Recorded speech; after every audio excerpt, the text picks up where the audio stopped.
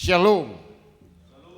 Jemaat Tuhan yang terkasih dalam Kristus Yesus, kita telah sampai pada minggu yang ke-11 setelah Trinitatis. Firman Tuhan akan menyapa kita di dalam rumah ibadah Tuhan, baik jemaat Tuhan yang mengikuti ibadah melalui live streaming.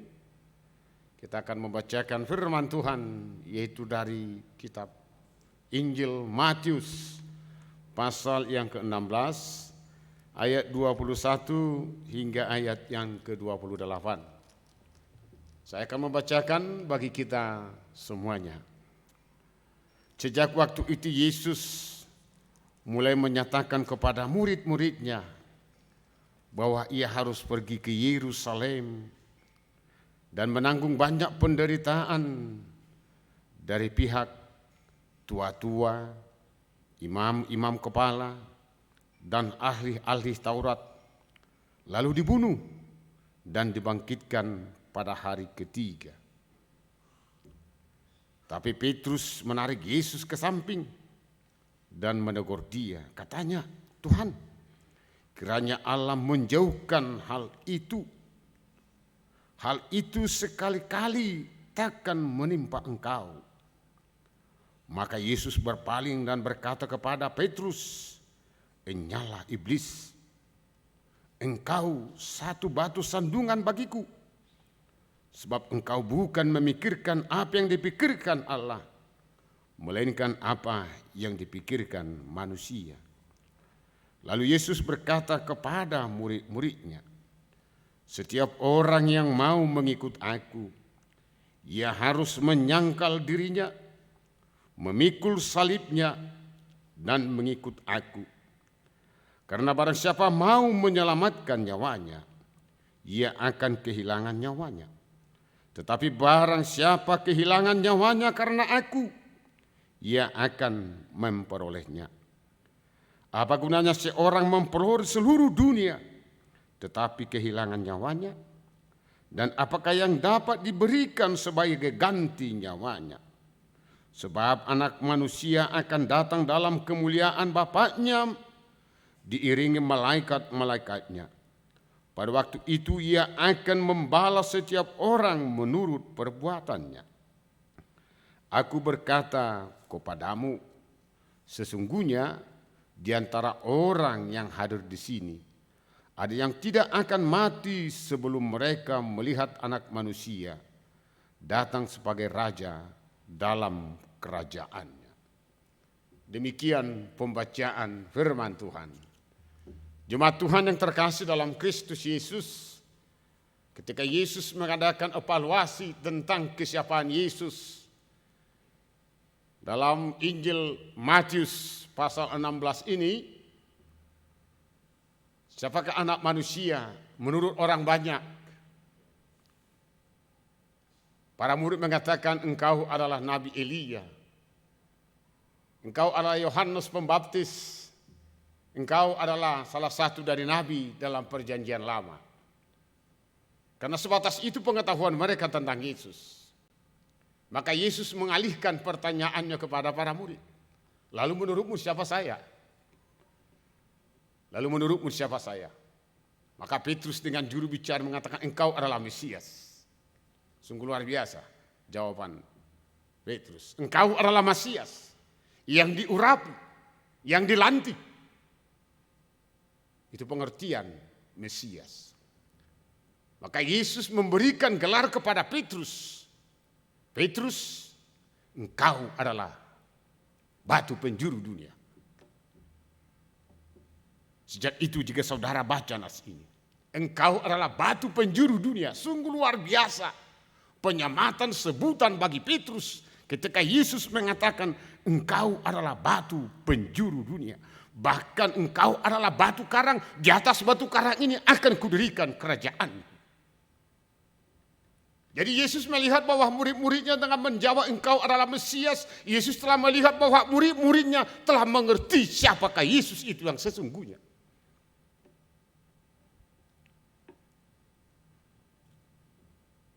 Udah mengerti. Karena jawaban engkau adalah Mesias merupakan itulah puncak karya Yesus untuk memperkenalkan dirinya kepada manusia, terkhusus kepada para muridnya. Maka Yesus mengatakan, pada nas ini, sejak pengakuan daripada Petrus, sejak waktu itu, nas kita dimulai pada ayat 21. Sejak saat itu, sejak ada pengakuan Petrus, Yesus adalah Mesias. Mewakili para murid Yesus, Petrus mengatakan engkau adalah Mesias. Mulai saat itu, Yesus memberitakan tentang misi Yesus datang ke dunia ini. Apa tujuan Yesus datang ke dunia ini? Karena dalam pikiran Yesus, bahwa para murid telah mengerti siapa dia sesungguhnya. Maka Yesus mengatakan, aku akan pergi ke Yerusalem. Aku akan pergi ke Yerusalem. Karena Yerusalem adalah pusat ibadah. Dalam pusat ibadah semua dipersembahkan. Jika orang-orang banyak mempersembahkan kambing, domba dan lain sebagainya, inilah puncak keselamatan. Yesus akan dipersembahkan menjadi domba Allah. Tugasku akan berakhir. Persoalannya saudaraku, Yesus mengatakan ini ada sesuatu yang sangat riskan. Mari kita lihat sebentar nas ini. Yesus dengan nyata mengatakan, dia akan dibunuh. Dia akan menderita. Pada hari ketiga bangkit. Siapa yang menyerahkan Yesus? Ini pertanyaan. Ternyata Yesus mengatakan, sungguh luar biasa dari pihak tua-tua, dari imam-imam kepala dan ahli-ahli Taurat. Mereka yang selalu di dalam rumah ibadah. Baik para imam itu di rumah ibadah, baik para tua-tua itu di rumah, dia yang membunuh Yesus. Bukan suatu otomatis mereka yang ada di gereja tidak pernah mencaci Yesus. Ini yang menarik saudaraku. Siapa yang membunuh Yesus? Yesus mengatakan dalam ini adalah para imam-imam, para ahli Taurat, para tua-tua yang setiap hari bercokol di gereja, bercokol di rumah ibadah. Mereka akan membunuh Yesus. Ada juga pada konteks saat ini demikian. Ada yang rajin ke gereja, yang selalu mengerti akan Yesus. Apakah mereka benar-benar percaya pada Yesus? Boleh juga pada saat-saat ini. Termasuk saya pribadi mungkin. Saya rajin berkhotbah. Tapi salah satu pembunuh Yesus. Kita jangan munafik. Banyak orang ke gereja. Ternyata mereka adalah bagian dari ahli Taurat. Mereka adalah bagian para imam. Mereka bagian daripada orang-orang Farisi yang membunuh Yesus. Ini menarik dalam nas ini. Sehingga ketika Yesus mengatakan bahwa saya harus dibunuh, ada perasaan gusar di hati Petrus. Ada perasaan gusar. Loh, ini Mesias loh. Tidak. Petrus gusar. Maka dia menarik Yesus. Mari kita lihat. Sungguh luar biasa Petrus ini. Sang guru ditarik. Siapa lu? Siapa lu? Dia tarik sang guru. Dia tegur sang guru.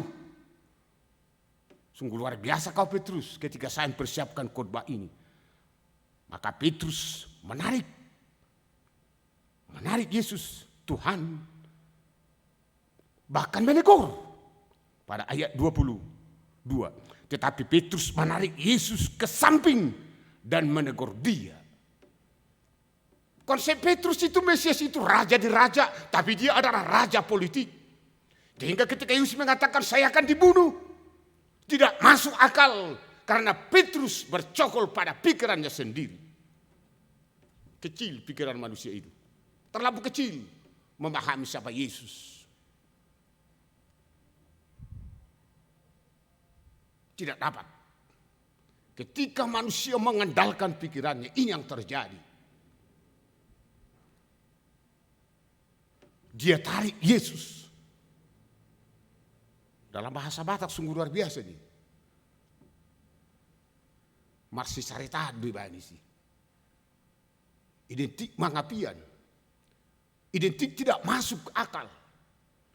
Ini hanya dibuat oleh dalam bahasa Indonesia, lembaga Alkitab Indonesia mengatakan dia menarik Yesus dan menegur Yesus. Katanya, ini sungguh luar biasa, seorang murid menegur gurunya. Tuhan, kiranya Allah menjauhkan hal itu. Hal itu sekali-kali tidak menimpa engkau. Petrus tidak mau, tidak mengerti akan maksud kedatangan Mesias ke dunia ini. Tidak mengerti sama sekali. Bagi dia Mesias itu raja politik. Bagi dia jika Yesus menjadi raja tentu saya akan menjadi perdana menteri. Jika Yesus menjadi raja saya akan menjadi wakilnya. Maka saya akan bersenang-senang. Itu pikiran Petrus. Maka ketika Yesus mengatakan akan mati dia tidak mau. Tidak mau. Yesus mengatakan pada Petrus, "Enyahlah kau iblis." Bukan Petrusnya yang iblis. Pada saat itu Petrus dihinggapi iblis. Mari kita lihat ketika Yesus mengatakan engkau adalah batu mamak, engkau adalah batu penjuru dunia. Sekarang Yesus mengatakan kepada iblis Petrus, engkau adalah batu sandungan. Coba perubahan tersebut. Pada ayat yang ke-14, pada ayat ke-19, 18, 19, Yesus mengatakan engkau adalah batu karang, engkau adalah batu penjuru. Ketika Petrus tidak mampu menerima Yesus, maka Yesus mengatakan engkau adalah batu sandungan bagiku, enyahlah kau dari hadapanku. Petrus adalah murid yang paling dikasihi Yesus, saudaraku. Siapa orang yang saudara kasihi? Belum tentu mengajak saudara kepada Yesus. Apa yang saudara paling kasihi di dunia ini, apa yang saudara paling cintai di dunia ini, belum tentu itu menarik saudara mengenal Yesus, atau mungkin mengajak saudara menjauh dari Yesus seperti Petrus ini kira-kiranya. Engkau adalah batu sandungan bagiku, enyahlah kau iblis. Sungguh luar biasa. Kenapa? Karena pikiran dunia ini selalu memberikan yang terbaik menurut kacamata dunia. Apakah Yesus tidak pernah diberikan? Pernah. Saudara baca nanti Matius 4 ayat 5 sampai 6. Jika kau anak Allah, jadikanlah batu ini menjadi roti. Jika kau anak Allah, jatuhkanlah dirimu dari bait suci. Jika engkau sujud menyembahku, akan kuberikan dunia ini. Demikian tawaran-tawaran iblis. Ada itu. Demikian juga hal ini. Iblis masuk menggoda pikiran Petrus. Iblis masuk menggoda pikiran Petrus. Maka Yesus mengatakan, enyahlah kau dari hadapan. Hanya itu. Sehingga ketika saudara ditantang, ketika saudara dicobai, ketika saudara berhadapan dengan iblis, hanya satu kalimat aja, enyahlah kau iblis dari hadapanku. Maka iblis itu akan enyah. Sungguh luar biasa baru. Yesus mengatakan engkau batu penjuru, engkau batu karang, sekarang kau menjadi batu sandungan. Kenapa? Karena Petrus itu adalah orang yang mengaku Yesus Mesias. Petrus itu adalah mengatakan dia adalah murid yang paling dikasihi, yang disayangi Yesus. Tapi satu saat dia jatuh. Kira-kira demikian juga kita saudaraku. Apa yang paling saudara sayangi? Siapa yang saudara kasihi? Satu saat itu mau menjadi ala iblis menggoda saudara. Hati-hati. Hati-hati. Maka Yesus mempertegas supaya masuk kita kepada inti daripada tema khotbah. Menyangkal diri, memikul salib, dan mengikut Yesus. Maka Yesus memperjelas kepada dia. Karena Petrus selalu memikirkan apa yang di dunia ini. Apa menjadi keinginan-keinginan dunia ini. Yesus mengatakan, tidak itu. Bukan pikiran dunia. Tapi apa yang diberikan Allah kepada Yesus. Yesus itu menjadi sama dengan hamba. Dia merendahkan diri. Teologi Kenosis. Jika saudara baca itu Filipi 2 ayat 5 sampai 6. Dia merendahkan diri. Dia menjadi hamba, bahkan lebih rendah dari hamba. Karena Yesus memikirkan apa yang Allah berikan, tanggung jawab Yesus. Dan itulah panggilan kita hari ini sebagai pengikut Kristus. Panggilan kita sebagai pengikut Kristus. Maka Yesus dengan tegas mengatakan, lalu Yesus berkata kepada setiap orang yang mau mengikut aku, ia harus menyangkal diri. Sulit menyangkal diri. Bahasa Batak masadahu diri. Menyangkal diri. Jika dikatakan menyangkal diri berarti tidak ada perasaan di dalam diri ini egois. Tidak ada itu. Tidak ada dalam diri ini benar-benar sebagai menunjukkan karakter super, wah. Tetapi kita memang harus benar-benar tunduk kepada kuasa Kristus. Itulah menyangkal diri. Yang kedua dikatakan memikul salib. Salib, tidak ada salib yang tidak ada gagangnya. Berat itu saudaraku. Sangat berat salib itu. Kekristenan tanpa salib itu bukan Kristen saudaraku. Ingat itu. Kekristenan tanpa salib itu bukan Kristen itu. Kekristenan itu harus ada salibnya.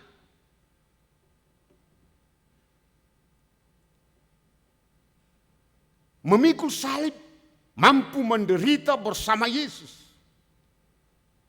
Itu memikul salib. Meneladani Yesus. Maka mengikut Yesus panggilan ketiga. Apa yang dikatakan Yesus lakukan. Itu panggilan kita saudaraku. Mahatma Gandhi mengatakan kira-kira demikian. I like your Christ. I like your Christ. I don't like your Christian. Saya ulangi. I like your Christ. Aku suka Kristusmu. I don't like your Christian. Tapi aku tidak suka kamu orang Kristen.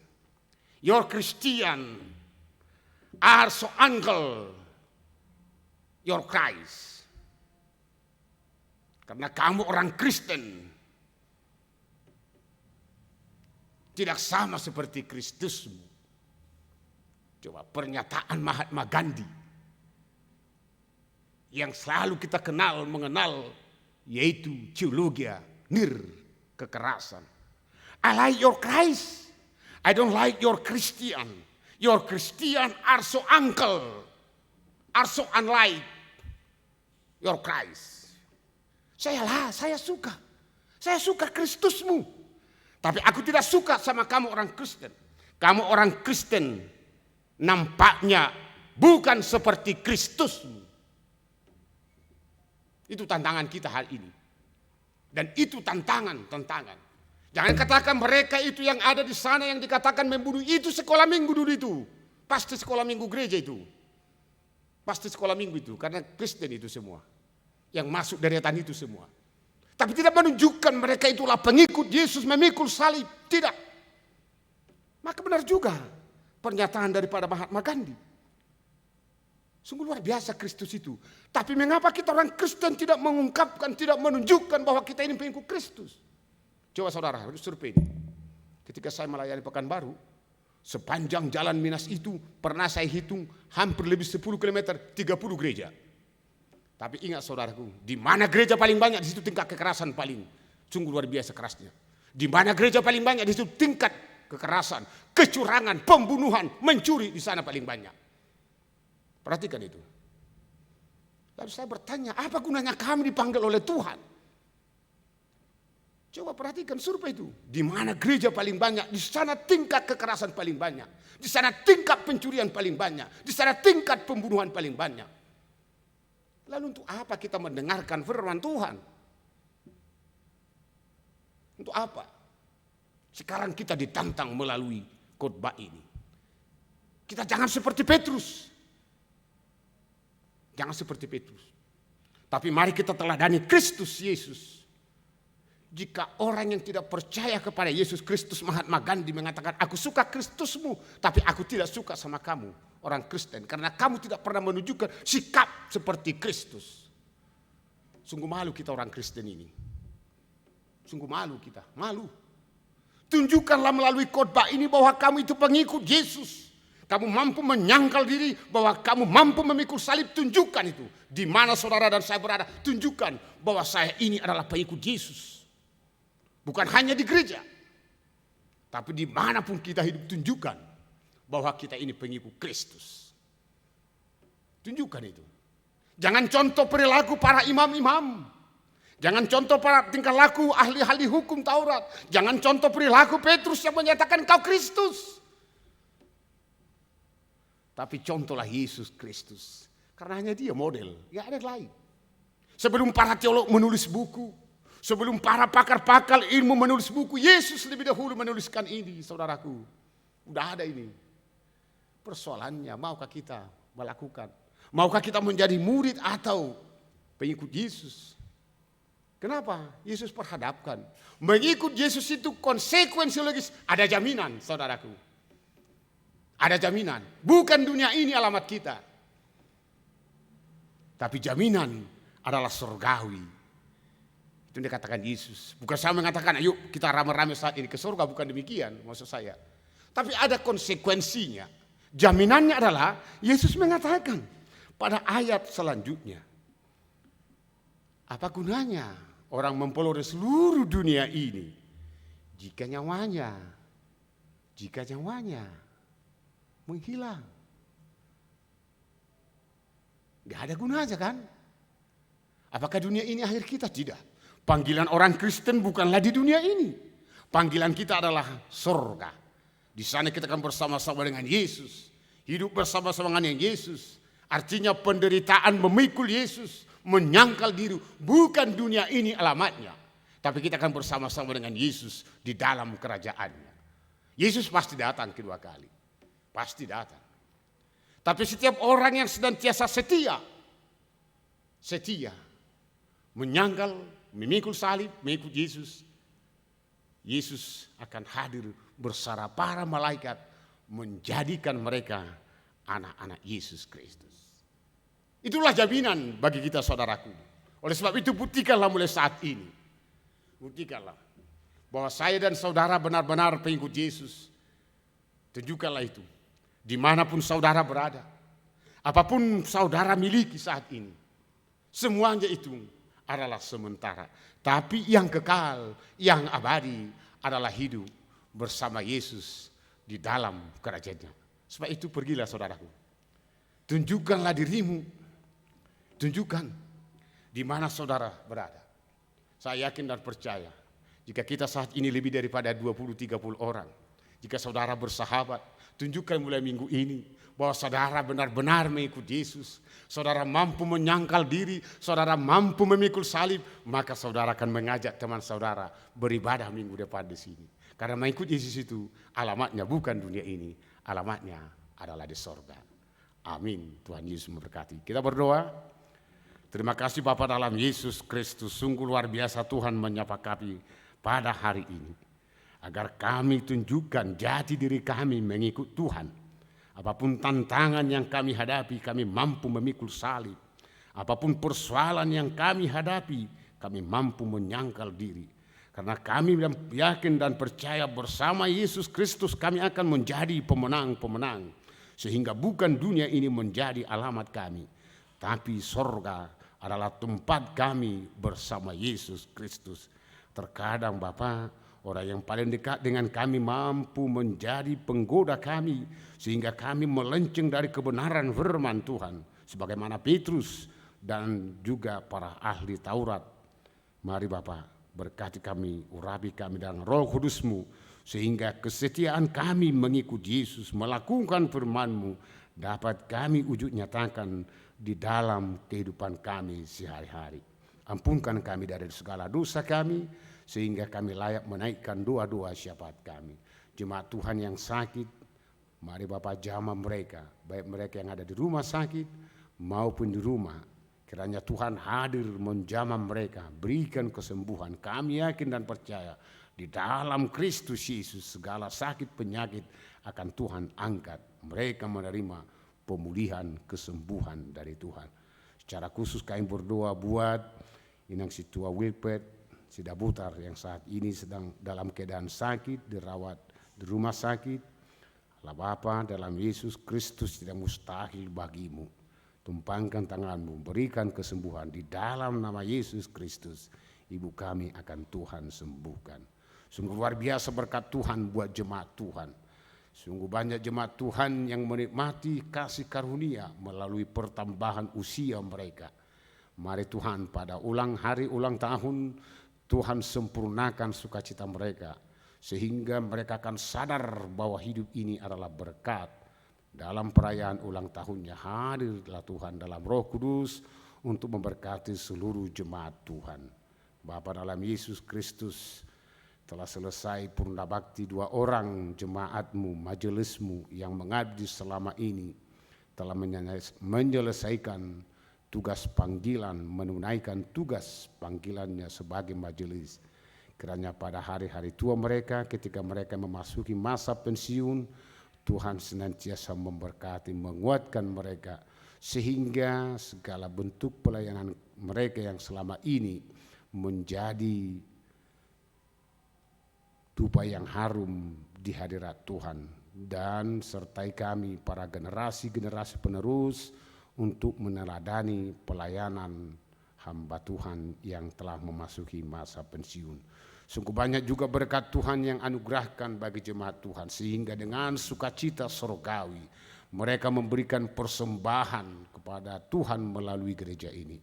Mari Bapa, berkati seluruh jemaatmu yang memberikan persembahannya, berlimpah-limpah kiranya kasih karunia Tuhan, sehingga apapun pekerjaan jemaat Tuhan yang seturut dengan kehendak-Mu, Tuhan akan memberkati dan semakin memberkati, sehingga hidup mereka penuh dengan berkelimpahan. Para mahasiswa yang menyelesaikan perkuliahan, kiranya Tuhan menyertai mereka, Roh Kudus memberikan semangat, motivasi, sehingga mereka penuh dengan kuasa Roh Kudus menyelesaikan perkuliahannya dengan baik. Terima kasih Bapa dalam Yesus Kristus. Doa dan permohonan ini kami naikkan hanya di dalam satu nama, yaitu anak-Mu, Tuhan Yesus Kristus Tuhan kami. Amin.